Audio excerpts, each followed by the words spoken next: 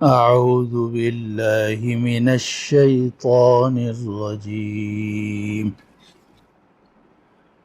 بسم الله الرحمن الرحيم. يا أيها النبي إذا طلقتم النساء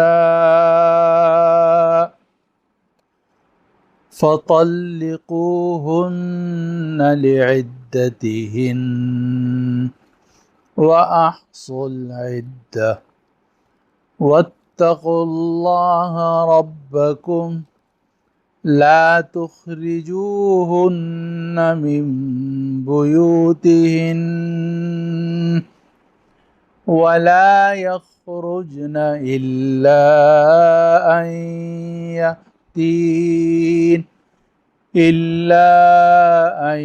يأتين بفاحشة مبينة وتلك حدود الله ومن يتعد حدود الله فقد ظلم نفسه لا تدري لعل الله يحدث بعد ذلك أمرا. آمنت بالله صدق الله العظيم. اے نبی، جب آپ عورتوں کو طلاق دو تو ان کو طلاق دو ان کی عدت کا خیال کر کے، اور عدت شمار کرتے رہو، اور ڈرو اس اللہ سے جو تمہارا پروردگار ہے. ان عورتوں کو ان کے گھروں سے مت نکالو، اور یہ عورتیں خود بھی گھروں سے باہر نہ جائیں، ہاں مگر یہ کہ کھلی بے حیائی کا ارتکاب کریں، اور یہ اللہ کی حدود ہیں، اور جو اللہ کی حدود سے تجاوز کرتا ہے تو وہ خود اپنی جان پر ظلم کرتا ہے. اور آپ کو معلوم نہیں، ہو سکتا ہے کہ اللہ اس کے بعد کوئی نئی بات پیدا کر دے. یہ ہے اس آیت مبارکہ کا ترجمہ جو آج کی مجلس میں تلاوت کی گئی ہے، اور آج کی مجلس میں سورۃ الطلاق کی میں نے پہلی آیت تلاوت کی ہے. آج شعبان کی 26ویں تاریخ کی رات ہے، شب ہے 26ویں تاریخ کی، اور رمضان المبارک قریب ہے. اس سے پہلے سورۃ التغابن الحمدللہ مکمل ہو چکی ہے، اور آج سے سورۃ الطلاق شروع ہونی تھی اور شروع ہوئی ہے. لیکن چونکہ رمضان المبارک درمیان میں آ رہا ہے، رمضان المبارک میں عام طور سے درس قرآن کا یہ سلسلہ جو عصر کے بعد یا مغرب کے بعد ہوا کرتا ہے، یہ موقوف ہو جاتا ہے، اور پھر عید گزرنے کے بعد شوال میں پھر دوبارہ اللہ تعالیٰ کے فضل و کرم سے یہ سلسلہ شروع ہوتا ہے. البتہ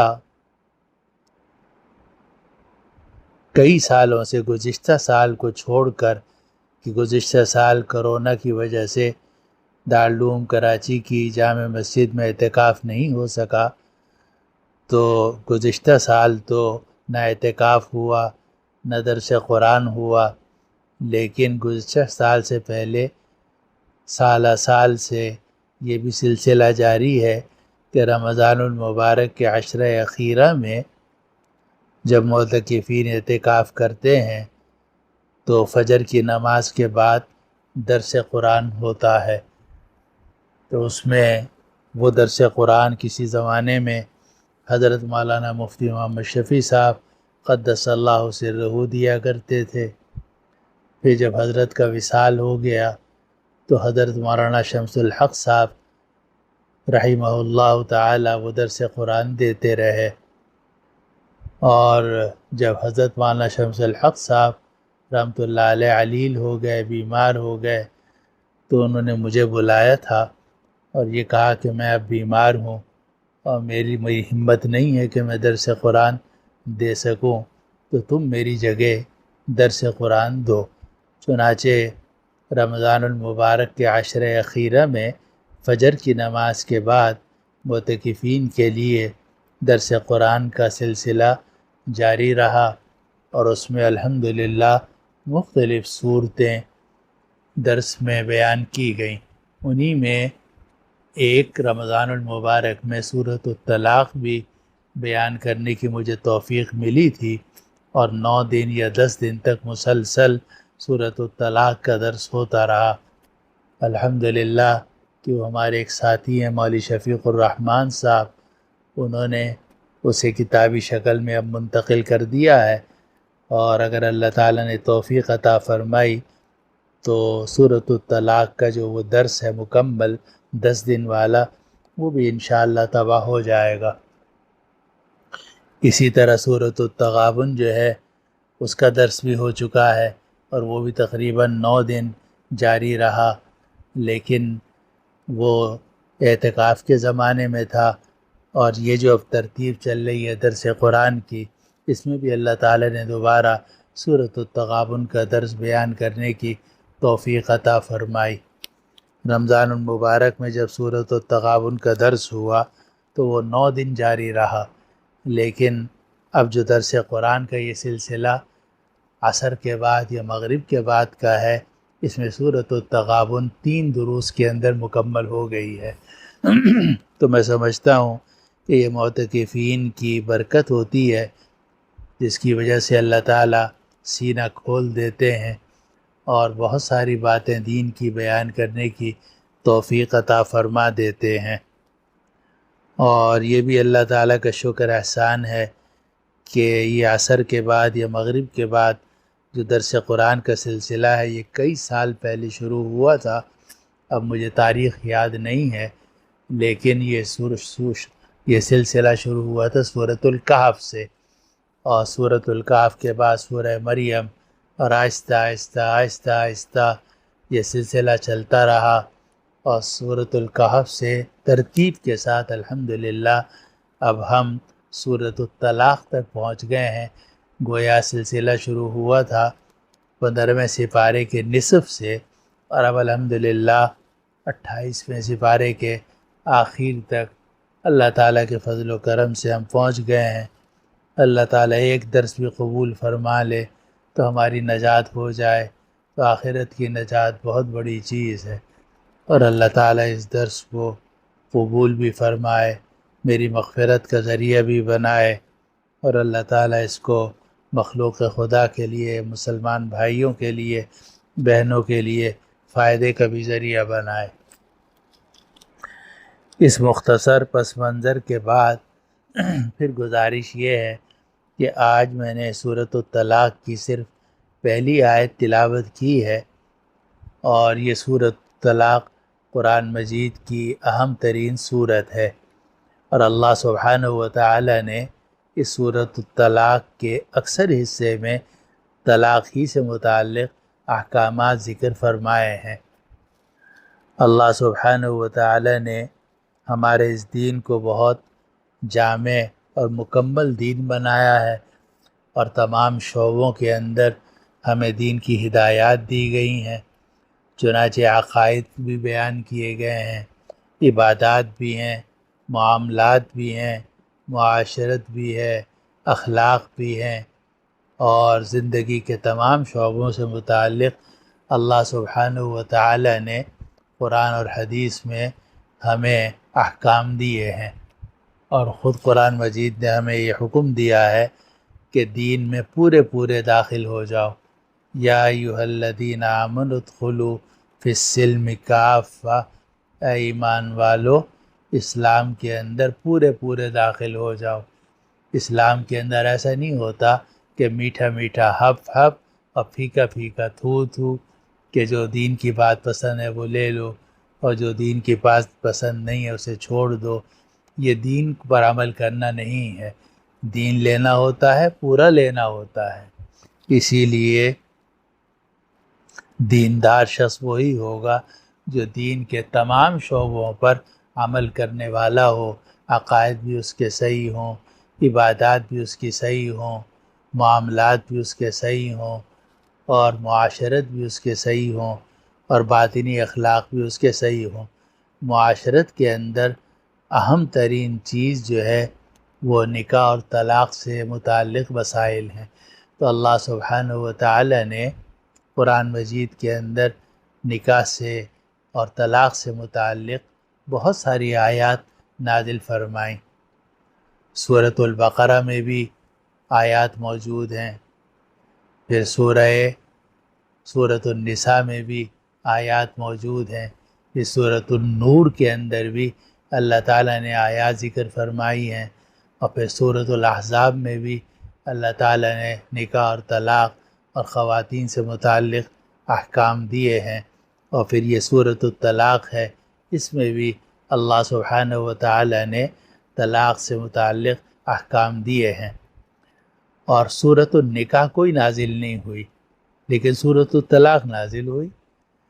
چنانچہ یہ سورۃ الطلاق ہے، ہم پڑھ بھی رہے ہیں، اور جو بھی آدمی قرآن مجید کھولے گا تو اس کو 28ویں پارے کے اندر یہ سورۃ الطلاق نظر آ جائے گی.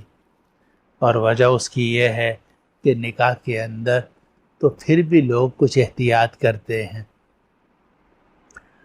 چنانچہ ہمارا اور آپ کا مشاہدہ ہے کہ جب نکاح کا وقت آتا ہے تو لوگ استخارہ بھی کرتے ہیں، اور خود بھی استخارہ کرتے ہیں، بزرگوں سے بھی دعا کرواتے ہیں، اور رشتہ داروں سے بھی کہتے ہیں کہ بھئی دعا کرو، اور استخارہ کرتے ہیں، پھر مشورہ کرتے ہیں. لڑکی والے بھی قریب کے اپنے خاندان کے بڑوں سے مشورہ کرتے ہیں، لڑکے والے بھی مشورہ کرتے ہیں. پھر اس کے بعد نکاح کی مجلس ہوتی ہے، اور نکاح کی مجلس عام طور سے مسجد میں ہوتی ہے. کسی اللہ والے کو بلایا جاتا ہے، کسی عالم کو بلایا جاتا ہے، وہ نکاح پڑھاتا ہے، پھر دعا ہوتی ہے. تو یہ سب چیزیں ایسی ہیں کہ جن کا تعلق دین سے ہے. مشورہ ہے، استخارہ ہے، مسجد میں نکاح کا ہونا ہے، اور عالم کو بلانا ہے، اور ایجاب و قبول ہے، گواہوں کا ہونا ہے. تو نکاح کے اندر تو پھر بھی لوگ شرعی احکام کا کچھ خیال کرتے ہیں، اگرچہ اس میں بھی رسومات بہت شامل کر دی ہیں ظالم لوگوں نے. لیکن بہرحال بحیثیت مجموعی نکاح جو ہے وہ لوگ دین کے کافی قریب ہو کر کرتے ہیں، اور اس میں اللہ تعالیٰ کی طرف رجوع بھی ہوتا ہے، دعا بھی ہوتی ہے، استخارہ مشورہ بھی ہوتا ہے. لیکن طلاق کا معاملہ یہ ہے کہ شاید ہی کوئی اللہ کا بندہ ایسا ہو کہ جو شریعت کے احکام کے مطابق طلاق دیتا ہو. یعنی میں بہت ہی ذمہ داری سے یہ بات کہہ رہا ہوں کہ شاید ہی کوئی اللہ کا بندہ ہو، شاید 1000 میں نہیں 1,00,000 میں کوئی ایک شخص ہوگا جو سنت طریقے کے مطابق یا صحیح طریقے کے مطابق قرآن اور حدیث کے مطابق اپنی بیوی کو طلاق دیتا ہو. شاید 1,00,000 میں کوئی ایک آدمی ہوگا. زیادہ تر جو طلاقیں ہوتی ہیں وہ اکثر شریعت کے خلاف ہوتی ہیں، شریعت کے احکام کو پامال کیا جاتا ہے، اور فتنہ، فساد، ہنگامہ، اور جناب لڑائی جھگڑا، گالم گلوچ، ایک دوسرے پر بہتان، یہ ساری چیزیں طرح طرح کے گناہ اس میں شامل کیے جاتے ہیں.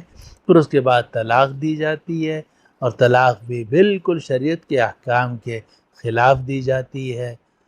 اور یہ وہ بات ہے کہ جس سے پتہ چلتا ہے کہ یہ آدمی جو ہے قرآن اور حدیث کے احکام پر پوری طرح عمل کرنے والا نہیں ہے. عام حالات میں نماز بھی پڑھ رہا ہے، روزہ بھی رکھ رہا ہے، اور تبلیغ بھی کر رہا ہے، جہاد بھی کر رہا ہے، لیکن جب طلاق دینے کا وقت آتا ہے تو سب بھول جاتا ہے. نہ قرآن یاد آتا ہے، نہ حدیث یاد آتی ہے، نہ شریعت کے احکام یاد آتے ہیں. اور الل ٹپ طلاق دیتا ہے، حالانکہ اللہ سبحانہ و تعالی نے طلاق کو بڑا منظم کیا ہے۔ اول تو شریعت نے یہ فرمایا ہے کہ کوشش کرو کہ طلاق دینے کی نوبت ہی نہ آئے، اس لیے کہ نکاح جب کیا جاتا ہے تو وہ ہمیشہ ہمیشہ کے لیے کیا جاتا ہے۔ الحمدللہ ہمارے ہاں اب معاشرے میں، یورپ کا تو حال آپ کو معلوم ہے کہ وہ تو جناب لعن اللہ الزواقین والزواقات، جناب صرف جنسی خواہش کے لیے نکاح کرتے ہیں، لیکن الحمدللہ ہمارے معاشرے میں اب بھی یہ بات ہے کہ جب لوگ نکاح کرتے ہیں تو زندگی گزارنا مقصود ہوتا ہے کہ ہم بھائی اس عورت کے، اس خاتون کے ساتھ زندگی گزاریں گے۔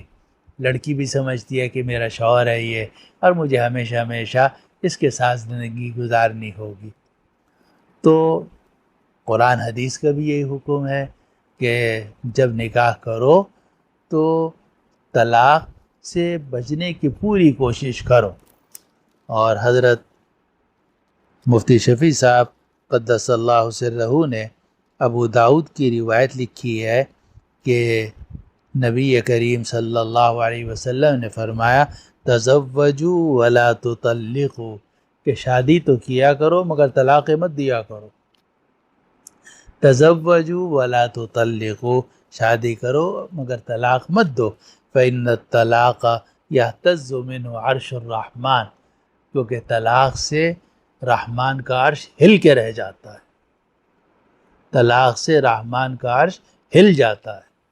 یعنی طلاق اتنی قابل نفرت چیز ہے کہ رحمان کا جو عرش ہے وہ بھی ہل جاتا ہے، خاص طور پر جب کہ طلاق دی جائے اور اس میں شریعت کے احکام کا خیال نہ کیا جائے۔ تو شریعت کا اصل حکم تو یہ ہے کہ طلاق نہ دی جائے، اور جیسے میں نے حدیث نقل کی کہ جو طلاق دیتا ہے تو رحمان کا عرش ہل جاتا ہے، جبکہ وہ شریعت کے مطابق طلاق نہ دی اس نے۔ اسی طرح ایک اور حدیث ہے کہ رسول اللہ صلی اللہ علیہ وسلم نے فرمایا ابغض الحلال الی اللہ الطلاق، کہ جتنی حلال چیزیں ہیں ان میں سب سے زیادہ قابل نفرت اللہ کے ہاں طلاق ہے۔ جتنی حلال چیزیں ہیں، اب نبی کریم صلی اللہ علیہ وسلم نے بڑی خوبصورتی سے یہ بات فرما دی کہ طلاق حرام نہیں ہے، حلال ہے۔ طلاق اپنی ذات میں حرام نہیں ہے، حلال ہے۔ اسی لیے شریعت کہتی ہے کہ حلال چیزوں میں سب سے زیادہ قابل نفرت اللہ کو طلاق ہے۔ اور اسی سے ایک بڑا اصول بھی معلوم ہوا کہ ہر حلال چیز کرنے کی نہیں ہوتی۔ اکثر ہمارے مولوی لوگ یا دیندار لوگ یہ کہتے جی حلال ہے جی، ارے بھائی ہر ٹھیک ہے حلال ہے، مگر ہر حلال کام کرنے کا نہیں ہوتا۔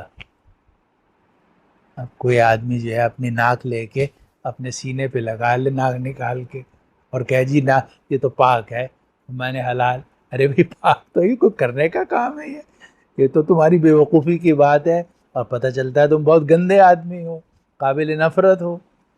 تو طلاق جو ہے وہ حلال تو ہے مگر ہر حلال کام کرنے کا نہیں ہوتا، اس لیے حتی الامکان طلاق سے بچنا ضروری ہے۔ اس لیے نبی کریم صلی اللہ علیہ وسلم نے فرمایا ابغض الحلال الی اللہ الطلاق، تمام حلال چیزوں میں سب سے زیادہ اللہ کو ناپسندیدہ چیز طلاق ہے، طلاق اللہ کو سب سے زیادہ ناپسندیدہ ہے۔ اور اسی لیے نبی کریم صلی اللہ علیہ وسلم نے ایک مرتبہ حضرت سودا رضی اللہ عنہ کو طلاق دینے کا ارادہ کیا تھا، لیکن پھر آپ نے طلاق نہیں دی۔ اور ایک مرتبہ آپ نے حضرت حفصہ رضی اللہ عنہ کو ایک طلاق دی تھی، لیکن جبریل علیہ السلام نے آ کر عرض کیا کہ آپ ان سے رجوع کر لیجئے، فَإِنَّهَا صَوَّامَةٌ قَوَّامَةٌ، یہ بہت روزے رکھتی ہیں، اللہ تعالیٰ کی عبادت میں راتوں کو تہجد پڑھتی ہیں، آپ ان کو چھوڑیے نہیں۔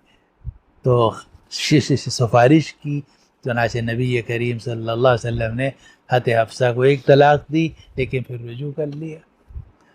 تو طلاق اگرچہ حلال ہے لیکن ایسی حلال چیز ہے کہ جو کرنی نہیں چاہیے، حتی الامکان اس سے بچنے کی کوشش کرنی چاہیے۔ اب بچنے کی کیسے کوشش کریں؟ کیونکہ میاں بیوی جو ہیں وہ یاد رکھیے کہ کبھی بھی 100% ایک دوسرے کے ہم خیال نہیں ہو سکتے۔ اگر ایک گھر کے اندر کچھ افراد ہیں اور آپ یہ چاہیں کہ سارے ہم خیال ہو، یہ ممکن ہی نہیں۔ کوئی بھی گھر آپ لے لیں، وہاں ایک باپ ہوگا، ایک ماں ہوگی، اس کے 2-3 لڑکے ہوں گے، 2-3 لڑکیاں ہوں گی، ہر ایک کا مزاج دوسرے سے مختلف ہوگا۔ ایک ہی گھر میں پیدا ہوئے ہیں، ایک ہی ماں باپ سے پیدا ہوئے ہیں، 3 بیٹے ہیں، 3 بیٹیاں ہیں، لیکن ہر بیٹے اور ہر بیٹی کا رنگ، مزاج اور جناب انداز مختلف ہوتا ہے۔ اب ایک گھر کی ایک ماں باپ کی اولاد جو ہے وہ جب ایک جیسی بالکل نہیں ہو سکتی، تو اب آپ باہر سے ایک خاتون کو بیاہ کر لائیں، آپ یہ چاہیں کہ یہ 100% میری طرح ہو جائے، یا لڑکی یہ چاہے کہ شوہر جو ہے وہ 100% میری طرح ہو جائے جیسا میں چاہتی ہوں، تو یہ تو بالکل ناممکن ہے۔ یہ خیال است و محال است و جنو، یہ خیال ہے، ناممکن ہے، پاگل پنے کی بات ہے۔ ہو ہی نہیں سکتا کہ جناب آپ کو اپنا آئیڈیل 100% مل جائے۔ آج کل بڑا ہوتا ہے جی میری بیوی جو ہے مجھے آئیڈیل میں بیوی ملے، اور وہ جو آئیڈیل ملتی ہے تو وہ آئیڈیل ہوتی ہے شروع میں 1-2 مہینے کے لیے، بعد میں جناب وہ جتنے بھی آئیڈیاز ہیں وہ سارے بدل جاتے ہیں۔ پتہ چلتا ہے کہ اس کے اپنے آئیڈیاز ہیں، اس کے اپنے آئیڈیاز ہیں، اس کے اپنے نظریات ہیں، اس کے اپنے نظریات ہیں، وہ کچھ اور سوچ رہی ہے، یہ کچھ اور سوچ رہا ہے۔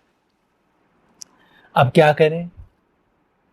جب شادی ہو گئی اور میاں بیوی دونوں کے نظریات مختلف ہیں اور کئی چیزوں میں فرق ہے، ایک کو ایک چیز پسند ہے کھانے کی، دوسرے کو پسند نہیں ہے، ایک کو سردی زیادہ لگتی ہے، ایک کو گرمی زیادہ لگتی ہے، ایک مثال تھوڑی ہے، پتہ نہیں نہ جانے کتنی، ہر چیز میں فرق ہوتا ہے۔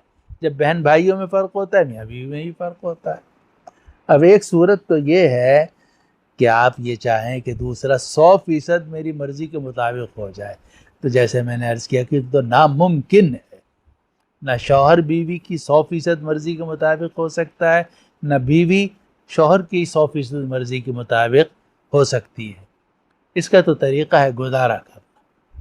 یہ دنیا جو ہے گزارا کرنے کی جگہ ہے،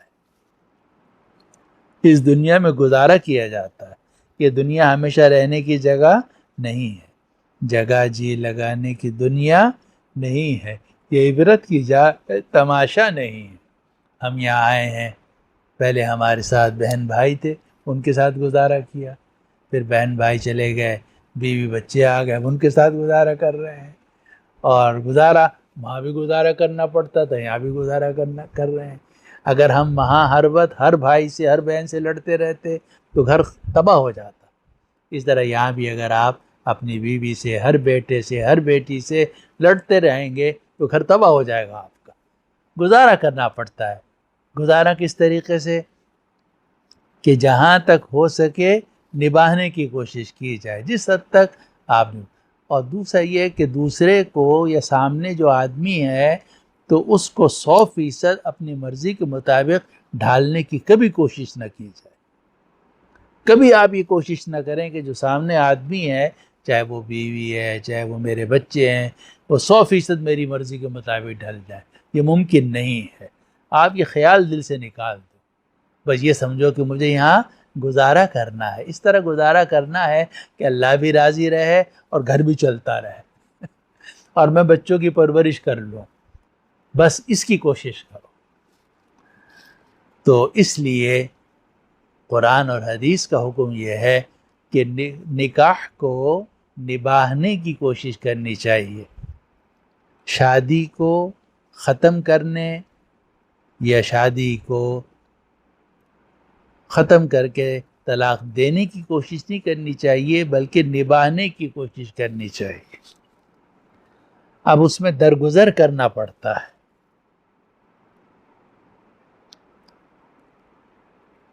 بہت ساری باتوں کو نظر انداز کرنا پڑتا ہے۔ آپ دیکھتے ہیں کہ بیوی کی فلاں بات غلط ہے، آپ دیکھتے ہیں کہ یہ فلاں بیٹے کی فلاں بات غلط ہے، فلاں بیٹی کی فلاں بات. لیکن اگر آپ ہر وقت چیختے ہی رہیں اور ہر وقت غصہ ہی کرتے رہیں تو سوائے فتنہ فساد کے کچھ حاصل نہیں ہوگا. اس کا تو طریقہ یہ ہے کہ محبت سے، پیار سے کسی وقت بٹھا کر ان کو سمجھا دیا جائے اور پھر اس کے بعد باقی چیزوں کو نظر انداز کرنے کی کوشش کی جائے. البتہ سمجھاتے رہنا چاہیے. اسی لیے قرآن مجید نے جہاں میاں بیوی کے اختلافات کا ذکر کیا ہے تو سب سے پہلے یہ بات ذکر کی کہ اگر میاں بیوی میں کوئی اختلاف شروع ہو تو واللاتی تخافون نشوزہن فعظوہن، کہ وہ خواتین، وہ بیویاں جن کی نشوز سے تم ڈرتے ہو. نشوز کہتے ہیں یعنی بات نہ ماننا اور ہر بات میں رکاوٹ پیدا کرنا، ضد بازی جسے کہہ لیں. تو اگر کسی خاتون میں یہ بات ہے کہ وہ گزارا نہیں کر رہی آپ کے ساتھ اور ہر بات میں آپ کی مخالفت کرتی ہے اور ہر بات میں تنگ کرتی ہے تو قرآن کہتا ہے فَعِظُوهُنَّ، تو ان کو نصیحت کرو. وہ خواتین جو تم سے نافرمانی کرتی ہوں یا ضد بازی پر تم سے اتر آئیں اور ہر معاملے میں تم سے لڑنے کی کوشش کریں تو پہلا حکم قرآن نے دیا ہے کہ فَعِظُوهُنَّ، ان کو واعظ کرو، نصیحت کرو. لیکن آپ جانتے ہیں کہ نصیحت وہی اچھی ہوتی ہے کہ جو کبھی کبھار کی جائے. اور خود نبی کریم صلی اللہ علیہ وسلم نے یہ فرمایا کہ غالباً حضرت عبداللہ ابن مسعود رضی اللہ عنہ کی روایت ہے کہ ہر جمعے میں صرف ایک دن نصیحت کیا کرو. اور یہ بھی فرمایا بلا تمل الناس، کہ بار بار نصیحتیں کر کے لوگوں کو تنگ مت کرو، بار بار نصیحت کر کے لوگوں کو تنگ مت کرو. تو نصیحت وہی اچھی ہوتی ہے جو کبھی کبھار ہو. آپ نے اس کو بٹھایا، بیوی کو بٹھایا اور کہا بھئی دیکھو یہ گھر چلانا ہے اور ہم نے ہمیشہ ایک دوسرے کے ساتھ رہنا ہے. ہو سکتا ہے میری غلطیاں ہوں، تم مجھے بتا دو، میں اپنی غلطیوں کی اصلاح کر لوں گا. لیکن دیکھو تمہاری مجھے یہ غلطیاں نظر آتی ہیں، تم اس کی اصلاح کر لو تاکہ گھر بن جائے، بچوں کی پرورش آسان ہو جائے. یہ ہے واعظ اور نصیحت. تو پہلا درجہ یہ ہے کہ واللاتی تخافون نشوزہن فعظوہن، کہ وہ خواتین جن کی زدم زدی سے تم ڈرتے ہو تو تم ان کو وعظ و نصیحت کرو، یعنی بٹھا کر کسی وقت محبت سے سمجھا دو. اگر وہ نصیحت سے سمجھ ان کے آ جائے تو ٹھیک ہے، لیکن اگر نصیحت سے سمجھ میں نہ آئے تو اگلا حکم قرآن نے دیا کہ وَاہْجُرُوهُنَّ فِي الْمَضَاجِعِ، کہ بستروں میں ان کو چھوڑ دو، یعنی ناراضگی کا اظہار کرو. اور ناراضگی کا اظہار یہی ہو سکتا ہے کہ آدمی جو ہے وہ اس بستر پر نہ سوئے جس بستر پر بیوی ہے، بلکہ برابر کے بستر پہ جا کے سو جائے تو بیوی محسوس کرے گی کہ شوہر ناراض ہے. تو ہو سکتا ہے کہ وہ منا لے، یا ہو سکتا ہے کہ اس کا دل نرم پڑ جائے، یا اس کو خیال یہ ہو کہ بھئی اب یہ ناراضگی بڑھ رہی ہے، اس کو روکنا چاہیے. تو قرآن نے کہا کہ وَاہْجُرُوهُنَّ فِي الْمَضَاجِعِ، کہ بستروں کے اندر ان کو چھوڑ دو. اور یہ خود نبی کریم صلی اللہ علیہ وسلم نے بھی کیا ہے. ایک مرتبہ ازواج مطہرات سے آپ کو شکایتیں ہو گئیں اور آپ نے محسوس کیا کہ میری نرمی کی وجہ سے ازواج مطہرات جو ہے نا وہ آگے بڑھتی چلی جا رہی ہیں، کیونکہ نبی کریم صلی اللہ علیہ وسلم رحمۃ للعالمین تھے اور آپ تو گزارا کیا کرتے تھے، نرمی سے کام لیا کرتے تھے. تو آپ نے محسوس کیا کہ اب خواتین حد سے تجاوز کرنا شروع کر دیا ہے انہوں نے. اور انہوں نے یہ بھی مطالبہ کیا کہ سب گھروں میں یہ نعمتیں ہمارے گھروں میں بھی ہونی چاہیے اور ہمارا بھی خرچہ زیادہ ہونا چاہیے اور یہ ہونا چاہیے وہ ہونا چاہیے. تو نبی کریم صلی اللہ علیہ وسلم 1 مہینے کے لیے اپنی ازواج مطہرات سے علیحدہ ہو گئے۔ چنانچہ 1 مہینے کے لیے آپ ایک بالا خانے میں تشریف لے گئے اور آپ نے یہ طے فرما لیا کہ میں 1 مہینے تک اپنی ازواج کے پاس نہیں جاؤں گا۔ چنانچہ آپ ایک بالا خانے میں رہے۔ اب ظاہر ہے کہ تمام ازواج مطہرات کو فکر ہو گئی کہ نبی کریم صلی اللہ علیہ وسلم ہمارے گھر آ ہی نہیں رہے، کسی بھی بیوی کے گھر نہیں جاتے تھے، ایک بالا خانے میں آپ ٹھہرے رہے۔ اب وہ مہینہ 29 کا مہینہ تھا، 29 دن آپ ایک بالا خانے میں رہے، اور پھر اس کے بعد قرآن مجید کی وہ آیات نازل ہوئیں جن کی تفسیر ہم سورۃ الاحزاب کے اندر بیان کر چکے ہیں کہ اے نبی آپ اپنی بیویوں سے کہہ دیجئے کہ اگر تم دنیا کی زندگی چاہتی ہو، زینت چاہتی ہو، تو آؤ میں تمہیں سامان دوں گا اور خوبصورت طریقے سے رخصت کر دوں گا، لیکن اگر تم اللہ چاہتی ہو، رسول چاہتی ہو اور آخرت کا گھر چاہتی ہو تو اللہ نے نیک عورتوں کے لیے اجر عظیم تیار کر کے رکھا ہے۔ چنانچہ نبی کریم صلی اللہ علیہ وسلم نے ازواج مطہرات سے کہا کہ دیکھو بھئی اب معاملہ بڑھ گیا ہے، اور میں اپنے گھر میں وہ دنیاوی ساز و سامان کی فراوانی پسند نہیں کرتا، کیونکہ وہ کاشان نبوت ہے، اور وہ کوئی کسی مالدار کا گھر تو نہیں تھا، وہ نبی آخر الزماں رحمۃ للعالمین صلی اللہ علیہ وسلم کا گھر تھا، جو غریبوں اور مسکینوں کے ماوا و ملجا تھے۔ تو آپ نے ازواج مطہرات سے فرمایا کہ دیکھو بھئی اگر میرے ساتھ رہنا ہے تو اسی فقر و فاقے کے ساتھ رہنا پڑے گا، البتہ اگر تم اس فقر و فاقے کے ساتھ نہیں رہنا چاہتی تو کوئی حرج نہیں ہے، مجھے کوئی ناراضگی نہیں ہے، میں تمہیں سامان دوں گا، جو کچھ دنیا کی چیزیں تم چاہتی ہو وہ تمہیں دے دوں گا، لیکن تمہیں رخصت کر دوں گا، یعنی طلاق دے کر تمہیں گھر بھیج دوں گا۔ تمام ازواج مطہرات نے عرض کیا کہ نہیں یا رسول اللہ، ہم یہ نہیں چاہتے۔ آپ نے ہر ایک سے علیحدہ علیحدہ پوچھا، سب سے پہلے حضرت عائشہ رضی اللہ عنہ سے آپ نے پوچھا، بلکہ آپ نے حضرت عائشہ رضی اللہ عنہ سے یہ بھی فرمایا کہ تم جلدی مت کرنا، اپنے والدین سے پوچھ لینا اور جو وہ مشورہ دیں اس کے بعد پھر عمل کرنا۔ حضرت عائشہ رضی اللہ عنہ نے عرض کیا افی ھذا استأمر ابویّ، یا رسول اللہ کیا میں اس کے بارے میں اپنے ماں باپ سے مشورہ کروں؟ یہ کوئی مشورے کی ضرورت نہیں، انی ارید اللہ ورسولہ والدار الآخرہ، میں تو اللہ چاہتی ہوں، رسول چاہتی ہوں، آخرت کا گھر چاہتی ہوں۔ مگر دیکھیے کہ نبی کریم صلی اللہ علیہ وسلم نے 29 دن تک، 1 مہینے تک ازواج مطہرات کو چھوڑے رکھا، صرف چھوڑا ہی نہیں رکھا بلکہ آپ نے ان کو اختیار دے دیا کہ بھئی اگر رہنا ہے تو محبت سے رہو، اور اگر نہیں رہنا چاہتی تو میں تمہیں دھکے دے کے نہیں نکالوں گا، سامان دوں گا، دنیاوی نعمتیں تمہیں دوں گا اور خوبصورت طریقے سے رخصت کروں گا۔ اب میں نے اس وقت بھی سورۃ الاحزاب میں یہ بات عرض کی تھی کہ قرآن نے یہاں بڑا خوبصورت لفظ اختیار کیا ہے۔ قرآن کہتا ہے کہ اے نبی آپ اپنی بیویوں سے کہہ دیجئے کہ ان کنتن تردن الحیات الدنیا وزینتہا، کہ اگر تم دنیا کی زینت اور دنیا کی زندگی اور زیب و زینت چاہتی ہو فتعالین، تو آؤ امتعکن، میں تمہیں سامان دوں گا، واسرحکن سراحا جمیلا، اور تمہیں خوبصورت طریقے سے رخصت کروں گا، خوبصورت طریقے سے رخصت کروں گا۔ اسی لیے میں کہتا ہوں کہ ایک رخصتی وہ ہوتی ہے جو ماں باپ کرتے ہیں، اور ایک رخصتی وہ ہوتی ہے جو دیندار شوہر کرتا ہے۔ ماں باپ جب رخصتی کرتے ہیں اپنی بیٹی کی تو کس طرح کرتے ہیں؟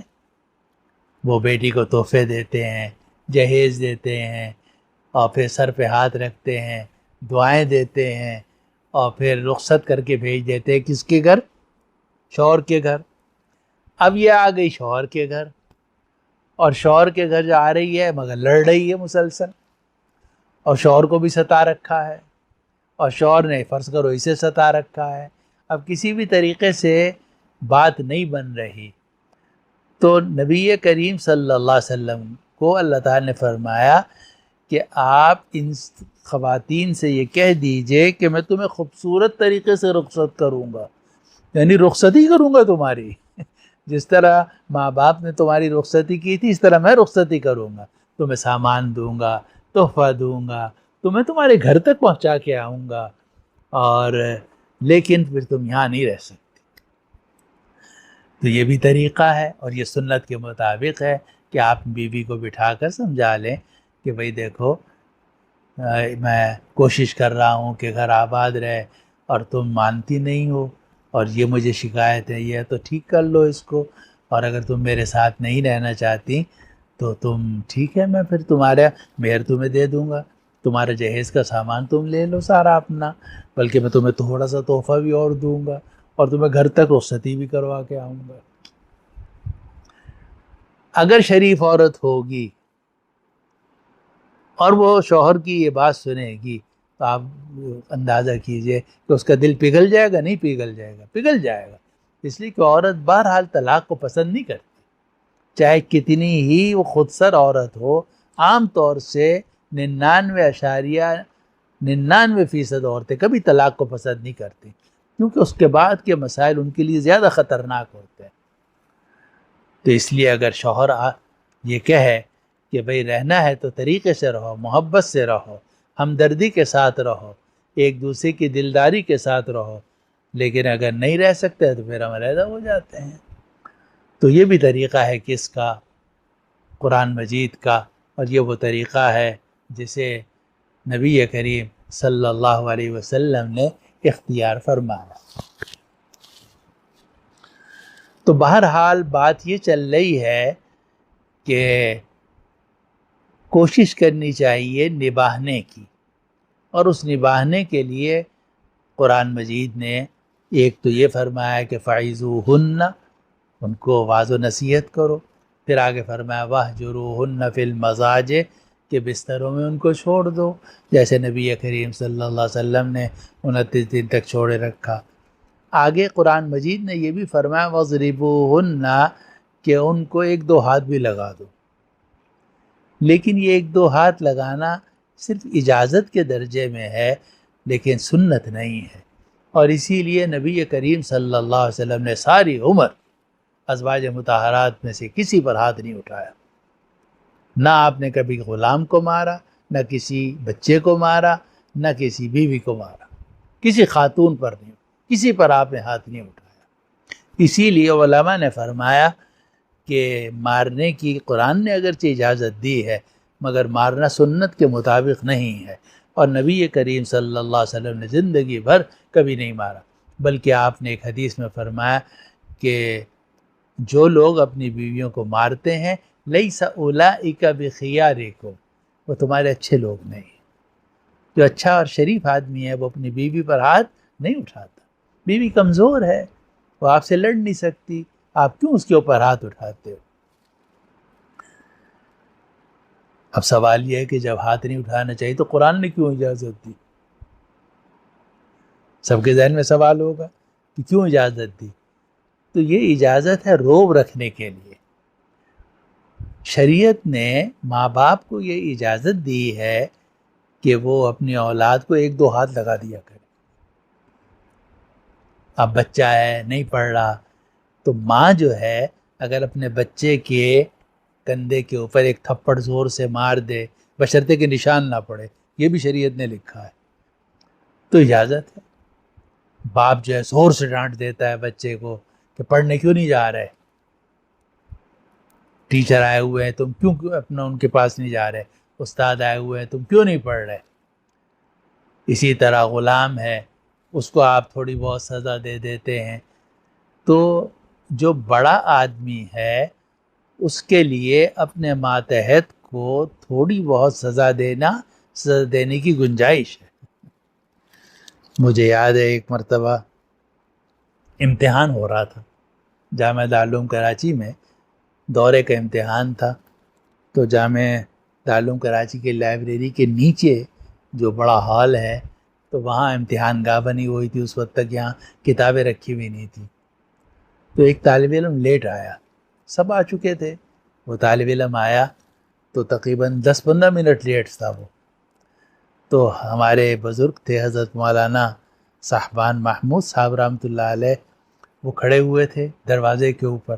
جب وہ طالب علم آیا تو حضرت فرمایا تو کہاں تھا؟ میں نے کہا جی میں یہ ہو گیا تھا. حضرت نے ایک تھپڑ مارا اس کے کندھے کے اوپر، چل اندر. اچھا، پھر مجھ سے فرمایا میں نے صحیح کیا؟ میں نے کہا جی بہت صحیح کیا آپ نے. اب یہ مارنا محبت کا مارنا ہے، یہ روب کا مارنا ہے. مقصد اس کا اس کو کوئی اذیت پہنچانا نہیں ہے، بلکہ یہ سمجھانا ہے کہ تم نے غلطی کی ہے، اس غلطی کی وجہ سے تمہیں میں یہ سزا دے رہا ہوں.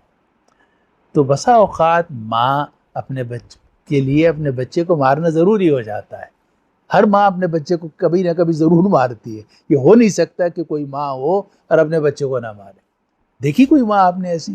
کبھی نہ کبھی تو مارنا پڑتا ہے اس کو. باپ جو ہے کبھی نہ کبھی بچے پر ہاتھ اٹھاتا ہے. بس اسی طرح کا ہاتھ اٹھانا فَاضْرِبُوهُنَّ کے سے مراد ہے. اور اس میں بھی ساری شرطیں ہیں. چنانچہ آپ بچے کے چہرے پہ نہیں مار سکتے، آپ اتنی زور سے نہیں مار سکتے کہ نشان پڑ جائے، اتنی زور سے نہیں مار سکتے کہ نشان پڑ جائے. چہرے پہ نہیں مار سکتے، اور جناب اتنی زور سے نہیں مار سکتے کہ نشان پڑ. اب استاد ہوتا ہے، بچے نے پہاڑا یاد نہیں کیے، چھوٹے بچے ہیں، تو استاد اپنا کوئی فٹے سے کبھی کبھار ہاتھ پہ مار دیتا ہے. وہ مارنا جو ہے وہ کوئی اس کو ظلم کرنا نہیں ہوتا، بشرطے کہ نشان نہ پڑے اور زور سے نہ مارے. صرف ڈرانا ہوتا ہے، دھمکانا ہوتا ہے، اور یہ روب قائم کرنے کے لیے ہوتا ہے. اور روب قائم رکھنے کے بغیر کوئی چارہ نہیں ہے. اگر ماں روب قائم نہیں رکھے گی بچے کی تربیت نہیں کر سکتی. باپ اگر روب قائم نہیں رکھے گا تو بچے کی تربیت نہیں ہو سکتی. شوہر اگر بیوی کے اوپر روب قائم نہیں رکھے گا تو بیوی کی تربیت نہیں ہو سکتی. کچھ نہ کچھ روب رکھنا پڑتا ہے. اس لیے قرآن مجید نے فرمایا وَاضْرِبُوهُ. اس کے بعد چوتھا مرحلہ شریعت نے یہ کہا ہے کہ اگر میاں بیوی میں اختلاف زیادہ بڑھ جائے تو وَإِنْ خِفْتُمْ شِقَاقَ بَيْنِهِمَا فَابْعَثُوا حَكَمًا مِّنْ أَهْلِهِ وَحَكَمًا مِّنْ أَهْلِهَا. کہ اگر تم آپس کے اختلاف سے ڈرو تو ایک فیصلہ کرنے والا مرد کی طرف سے، مرد کے گھر والوں میں سے، اور ایک فیصلہ کرنے والا عورت کے خاندان سے بھیج لو. تو مرد کے خاندان سے ایک بڑا آدمی آ گیا، لڑکی کے خاندان سے ایک بڑا آدمی آ گیا. دونوں نے لڑکی اور لڑکی کو بٹھایا. بھی کیا کیا شکایتیں ہیں، کیوں لڑتے ہو تم لوگ؟ اور وہ دونوں مل کر سمجھائیں گے. تو قرآن کہتا ہے ان یریدا اصلاحا یوفق اللہ بینہما. اگر یہ دونوں اصلاح کا ارادہ کریں گے تو اللہ تعالیٰ دونوں کو توفیق عطا فرما دیں گے اور میاں بیوی میں موافقت پیدا فرما دیں گے. تو یہ سارے طریقے قرآن نے ذکر کیے ہیں. کس سے بچنے کے لیے؟ طلاق سے بچنے کے لیے، تاکہ طلاق کی نوبت نہ آئے اور حتی الامکان گزارا ہو. اور یہ گزارا کرنا پڑتا ہے. اور شاید آپ حضرات کو معلوم ہو کہ